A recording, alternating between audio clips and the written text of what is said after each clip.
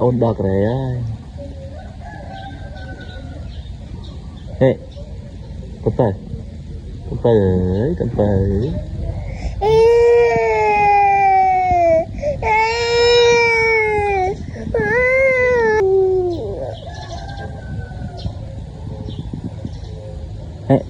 Hẹ con này. Hẹ. Ồ. Hẻo. Đây. Đây. Ba. Ba. Bắn. Ô em cầm.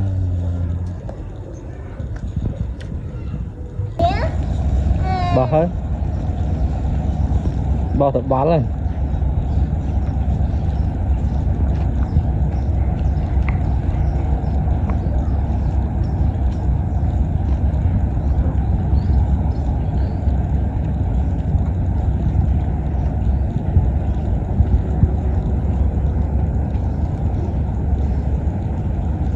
Bán rồi.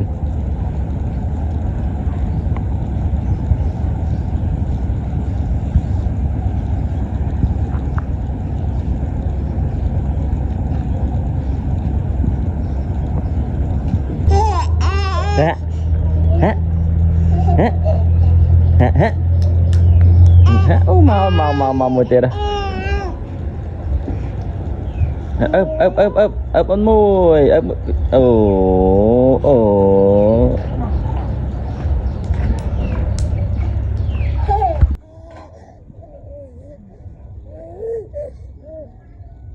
lẹ lá con này vẫn chảy mà pa ôn mình mất con pa ôn mình mất con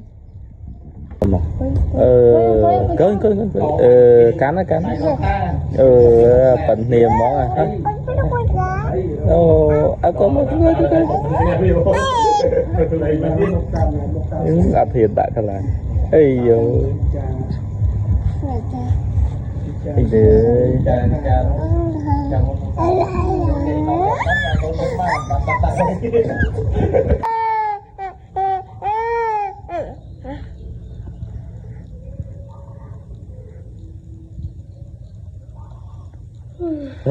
có chị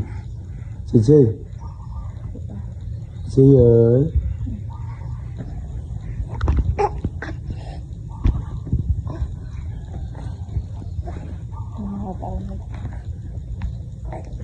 cái con lại bay rồi.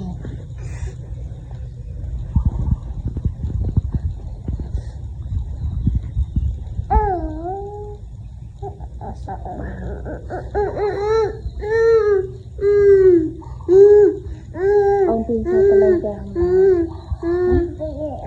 ông ta lên cho con